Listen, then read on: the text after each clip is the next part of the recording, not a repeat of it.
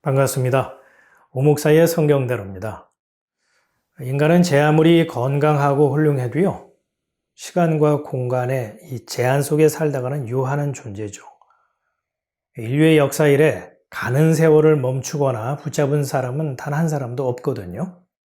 어떤 시인이 노래했듯이 가는 세월 그 누구가 잡을 수가 있으며 흘러가는 시냇물을 막을 수가 있겠습니까?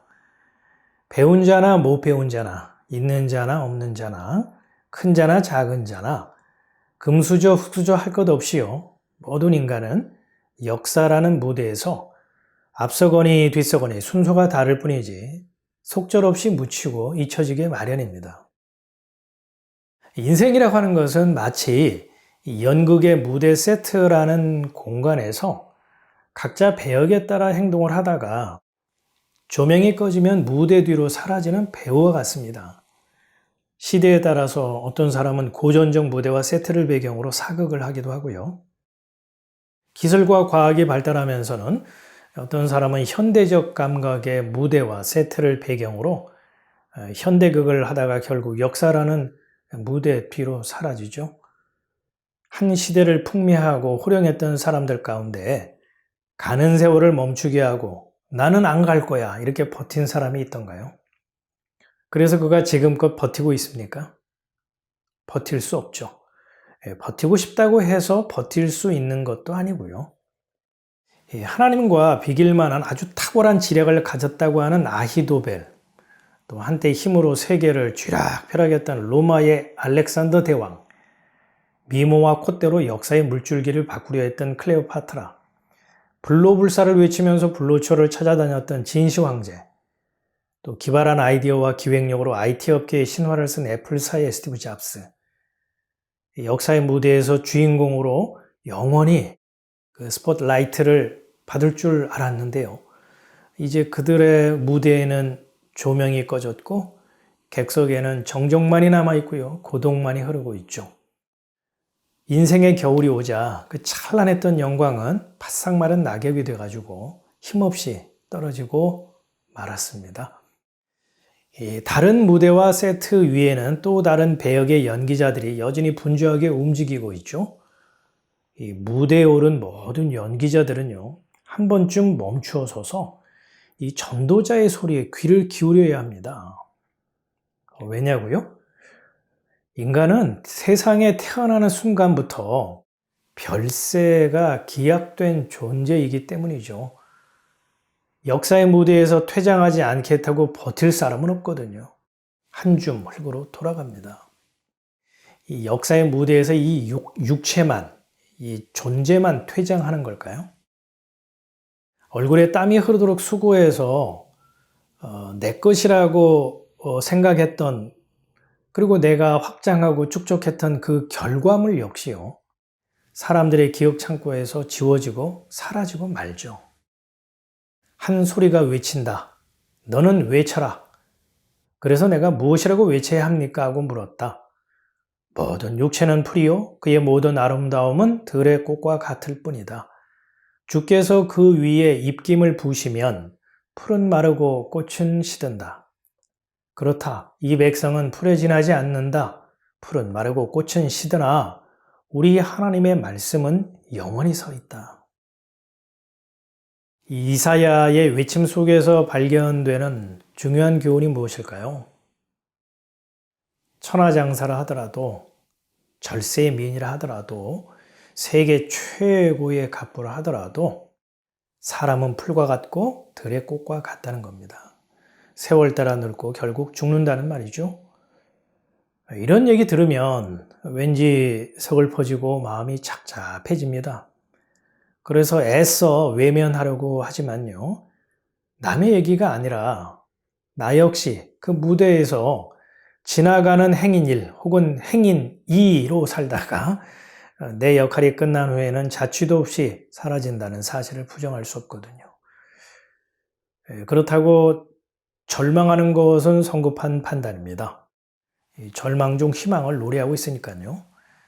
이사야는 사라지지 않는, 변하지 않는 영원한 것이 있다 이렇게 진술하죠. 그것이 뭡니까? 바로 하나님의 말씀입니다.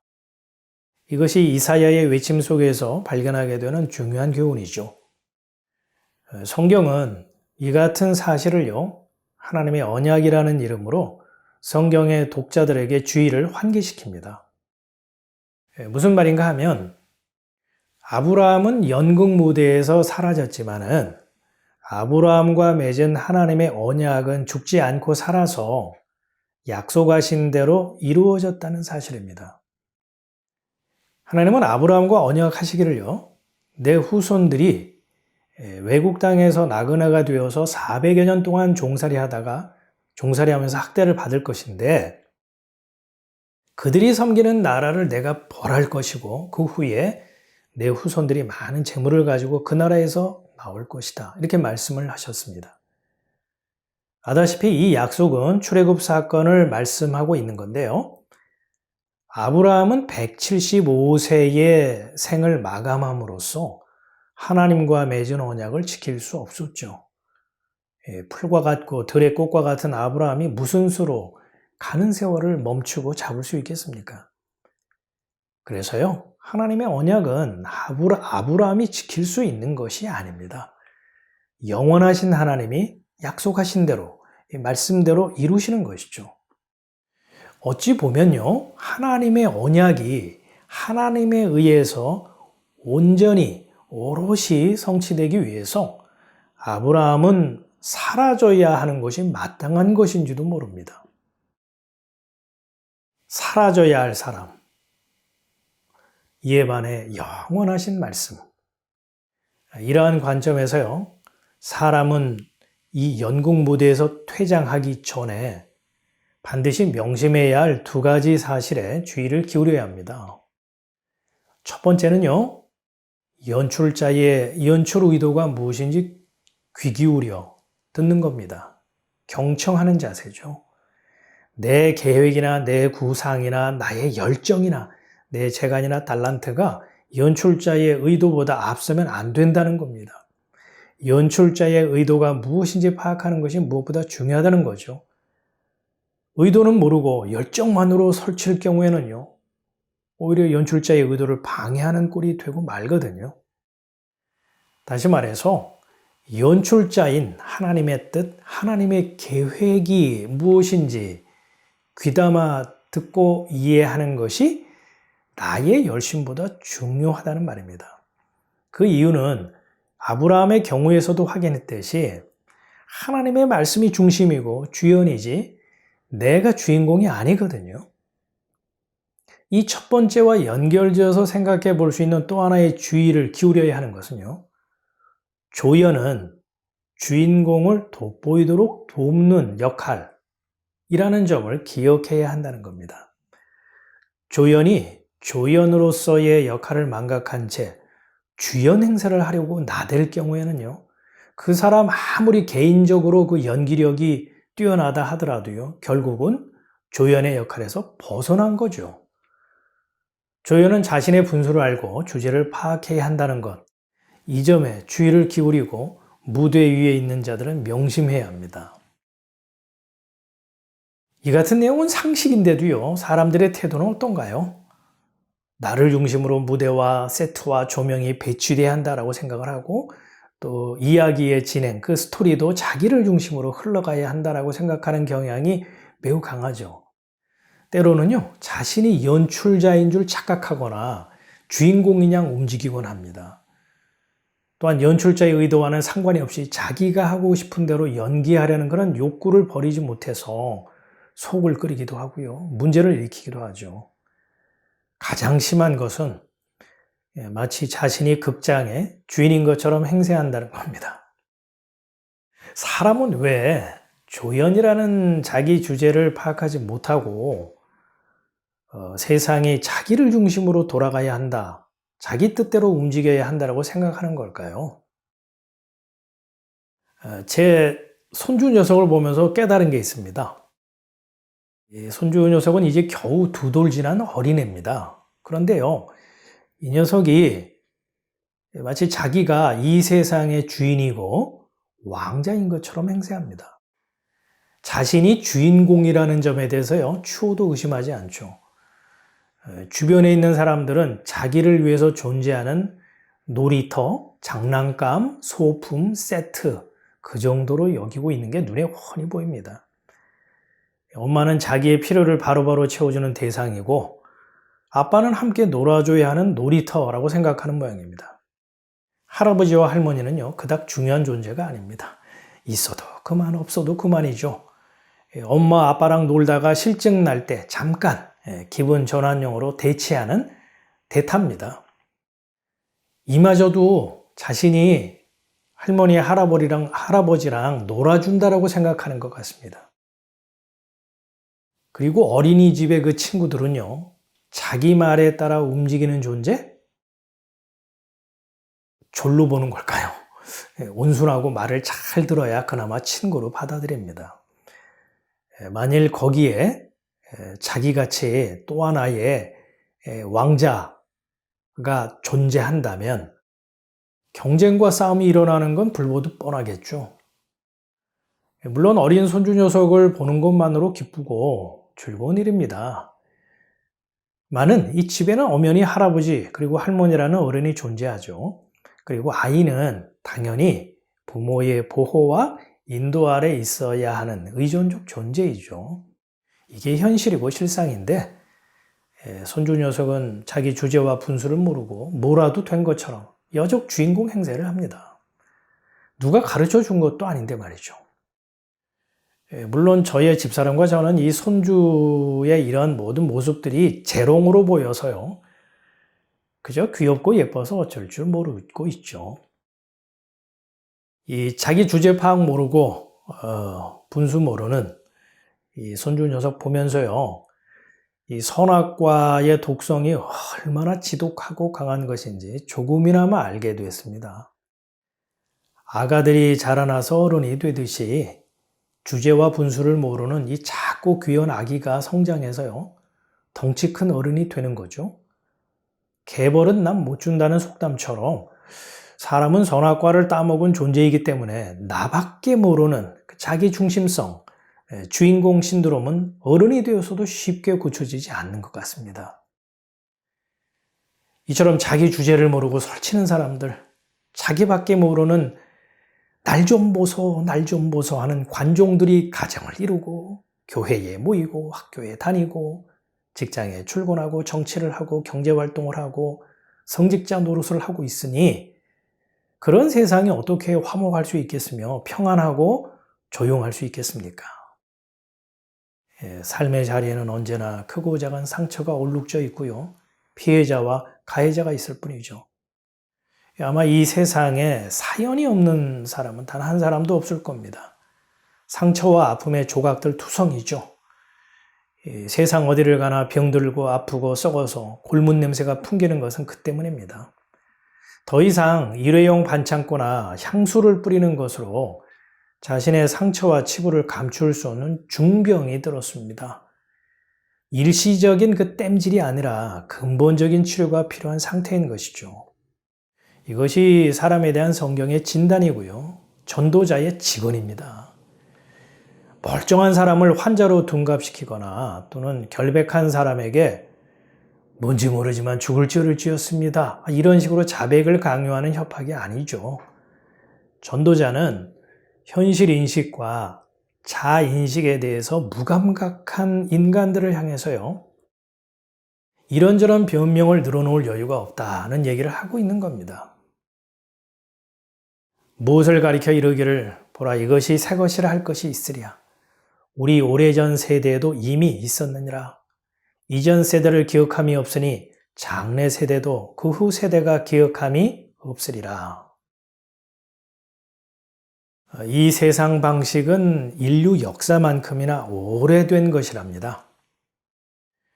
이 오래된 것, 옛 것이란 말인데요. 시간적으로 오래된 또는 시대적으로 뒤떨어진 것이라는 의미에서의 옛 것이라고 말하는 것은 아닙니다.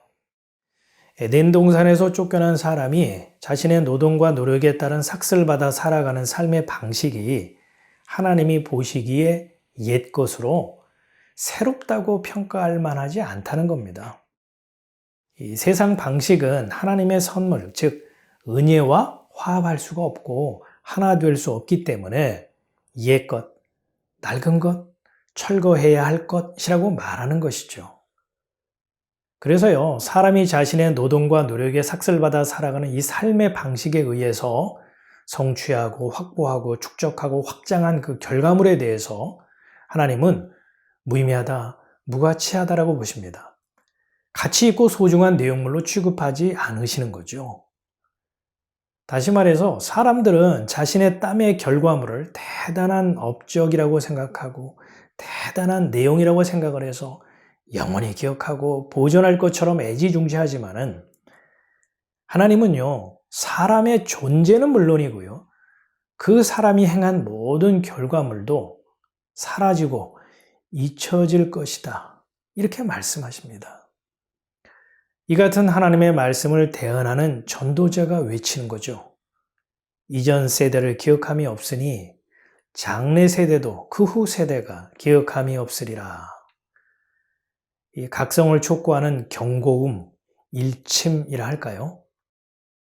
이 같은 전도자의 준엄한 외침이 망상이 아닐진데 그 경고음에 우리의 이 잠자던 영혼이 깨어나 반응을 한다면 불행 중 다행이겠죠.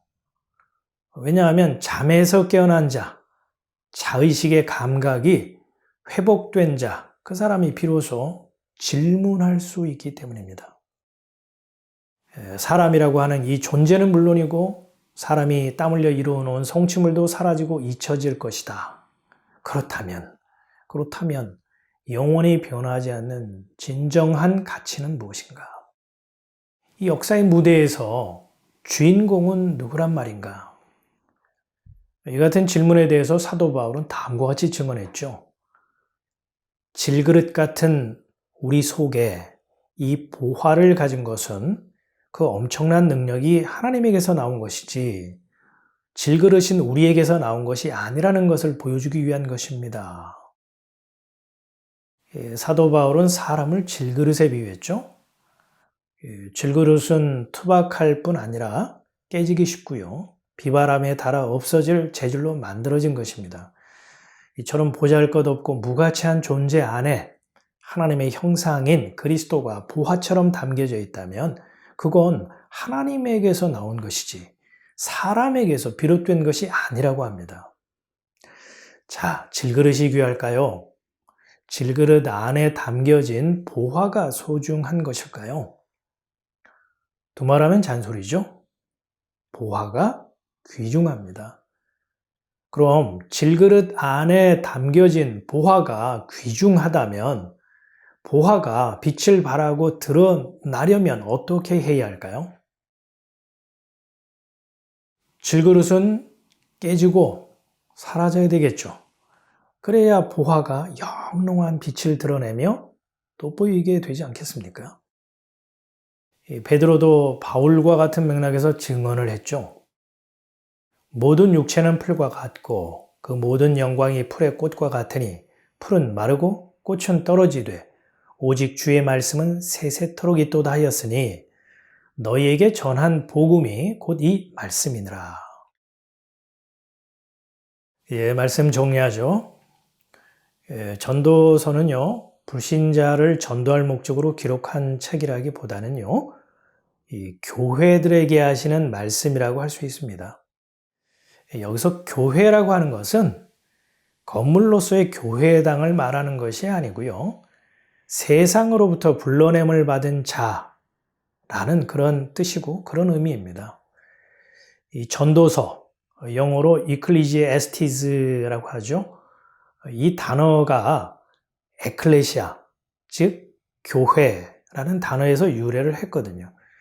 그러니까 이 전도자는 하나님의 대언자로서 세상의 방식으로부터 불러냄을 받은 자, 즉 교회들을 향해서 설교를 하고 있는 거죠. 여러분, 내 말 좀 들어보십시오. 사람은 인생이라는 연극이 끝나고 난 뒤 역사의 무대에서 퇴장합니다. 그리고 원하든 원하지 않든 사람들의 기억 창고에서 잊혀질 것입니다. 이 존재는 물론이고요. 내가 이루어놓은 업적과 덕행, 공로 등 나의 모든 행위까지도 기억함이 없을 것입니다. 이처럼 세월이라는 비바람에 달아 없어질 질그릇 같은 존재가 사람입니다. 이 세상에서 불러냄을 받은 교회 여러분, 질그릇처럼 사라지고 잊혀지는 것이 정녕 서글픈 일이고 불행이며 저주일까요? 보화가 담겨져 있지 않은 텅 빈 질그릇이라면 그 인생은 참으로 불행할 겁니다. 영원히 사라지고 잊혀진 채 남겨진 것이 없기 때문이죠. 드러난 것이 없기 때문이죠. 하지만 나의 사라짐과 나의 잊혀짐으로 보화이신 그리스도가 빛을 발하고 돋보이게 된다면 그 사람은 주인공을 드러내고 돋보이게 한 조연의 역할에 충실한 자로서 연출자인 하나님으로부터 칭찬을 받고 생명을 얻게 될 것입니다.